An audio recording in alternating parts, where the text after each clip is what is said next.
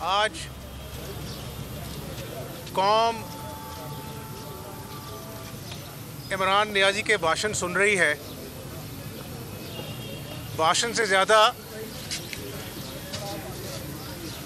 हवास बाख्ता इमरान नियाज़ी जो है अलान चलान बोल रहे हैं। और तशवीश की बात यह है कि अभी तक पार्लियामेंट के अंदर तमाम अखलाकी इक़दार की धज्जियाँ उड़ाई इमरान नियाज़ी की तकरीरों ने कौम के कान चोर, डाकू, लुटेरे, करप्ट सुन कर थक गए। और मैं हमेशा कहता हूँ कि खोदा पहाड़ निकला चूहा, लेकिन उससे ज़्यादा फ़िक्र की बात यह है, तशवीश की बात यह है कि इमरान नियाज़ी अपनी हरकत और सकनात की वजह से आज सिक्योरिटी मामलात पर गैर ज़िम्मेदाराना गुफ्तगू करता है। पहले तो ऑपोजिशन को ललकारता था, कभी अमेरिका को कहता है एब्सोल्युटली नॉट। मुझे बताएं ये कौन सी डिप्लोमेसी है? यूरोपियन यूनियन को भरे जलसे में रकेतता है, लुताड़ता है। ये कौन सी फॉरेन पॉलिसी है?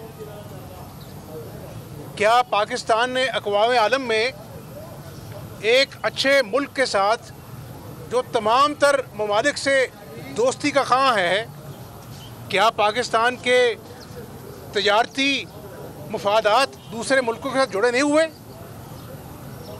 और जब इतना कुछ कह गया उसके बाद मजबूरन इसके अपने वज़ीर ख़जाना को कहना पड़ा कि ये बात पब्लिकली नहीं करनी चाहिए थी।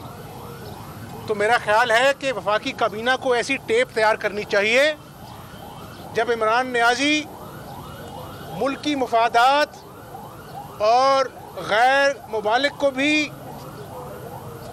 तरह तरह की आवाज़ें लगाए तो उसके मुंह पे टेप लगा दे, क्योंकि टेप लगाना ज़रूरी है।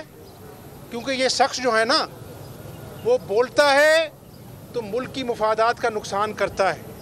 इसके लोग आए, जब हुकूमत में आए, मैंडेट पर डाका डाल कर आए, तो आते ही सीपैक और चाइना के लत्ते लिए, कहा कि वहाँ पे करप्शन हुई है।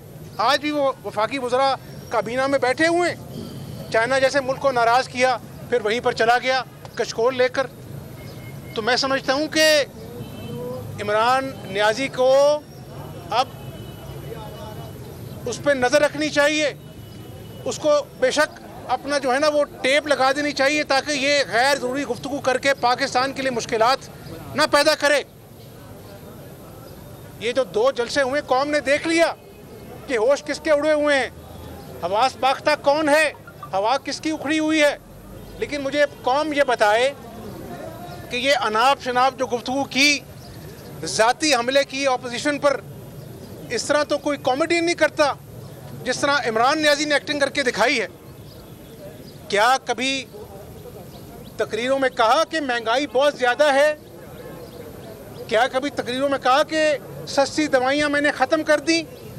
क्या अपनी तकरीर में कहा कि किसान का बुरा हाल है, खाद मिल नहीं रही है?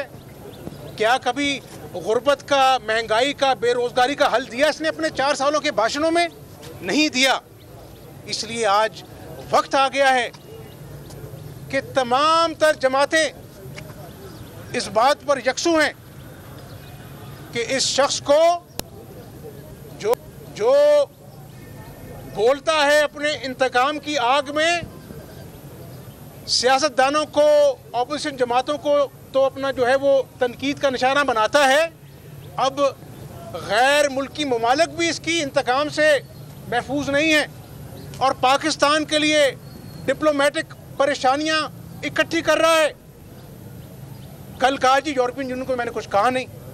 तो ये आदमी जो है ना बिल्कुल ज़हनी तवाज़ुन इसका खो बैठा है। तो मेरी इसके इर्द गिर्द जो लोग हैं उनसे गुजारिश है दोबारा से कि एक टेप तैयार करें, जब ये ऐसी अनाम शनाम बोले तो उसके मुंह पे लगा दिया करें। ये पाकिस्तान का नुकसान कर रहा है, इसने पाकिस्तान की मईशत की बुनियादें हिला दी हैं। तो अब इंशाअल्लाह ये राउंड है, आखिरी राउंड है, और ये कोई ऑपोजिशन की जंग नहीं है, ये अवाम के मसाइल की जंग है। अवाम को भूखा किया, महंगाई में पीस दिया, बेरोजगारी की चक्की में झोंक दिया, बच्चों के मुंह से दूध छीन लिया। तो इंशाअल्लाह अब इसने जो करना है कर ले। अल्लाह के फजल करम से अदम एतमाद की तहरीक कामयाब होगी और इसको घर भेजेंगे और हम इससे इंतकाम ले लेंगे। हम इससे उन तमाम वादों का जो इसने पाकिस्तानी अवाम से कर कर उनको झांसा दिया, और इमरान नियाज़ी तुम्हें जवाब देना होगा। तुम जितनी मर्जी अखलाक की धज्जियाँ उड़ा लो, तुम्हारे लहजे में मैं जवाब नहीं दूंगा। हम तुम्हें सियासी जवाब देंगे, कानूनी जवाब देंगे, पार्लियामेंट के अंदर भी देंगे, पार्लियामेंट के बाहर भी देंगे। तो इंशाअल्लाह ताला कौम अब इसकी बातों पे ध्यान न दे, इधर से सुने इधर से निकाल दे। यानी जिस शख्स को ये एहसास नहीं है कि आज पाकिस्तानी मईशत जो है वो सिसकियाँ ले रही है, पाकिस्तानी मईशत आज ICU में है, जहाँ पर जिन ममालिक से हमारी तजारत होती है उन्हीं यूरोपियन यूनियन के ममालिक को जलसे में ललकारा है। ये कोई इंसान है? इसके अपना मेरा ख्याल दिमाग का जो ऊपर वाला चेंबर है वो खाली है।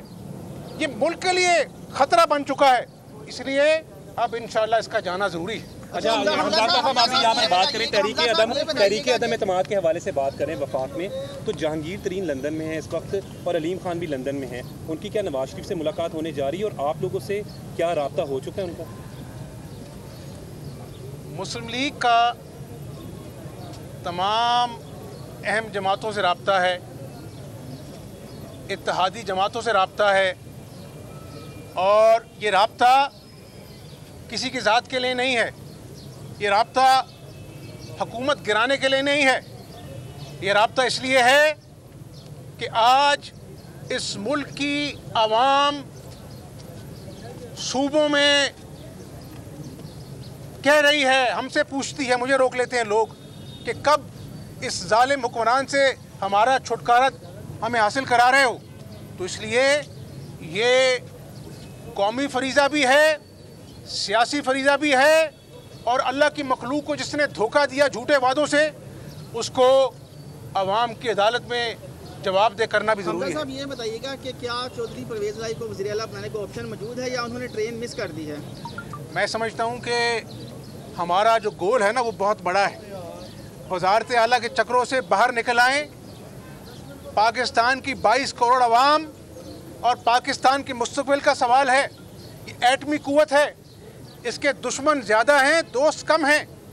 तो हमें पाकिस्तान के साथ दोस्ती निभानी है, अपनी पाकिस्तानियत का तकाज़ा निभाना है। उसके लिए पार्लियामेंट में अंदर जो अदम एतमाद की तहरीक है उसको कामयाब होना अज़द ज़रूरी है, ताकि दोबारा से तमाम सियासी जमातों के साथ मिलकर एक नया रोड मैप बनाएं, और उस रोड मैप का वाहिद मकसद हो कि हमने मईशत को ठीक करना है, हमने पाकिस्तान में लॉ एंड ऑर्डर को ठीक करना है, दहशतगर्दी के ख़िलाफ़ जंग लड़नी है, और जो पाकिस्तान की सताई हुई आवाम है उसके ज़ख्मों पर मरहम रखना है। बहुत शुक्रिया।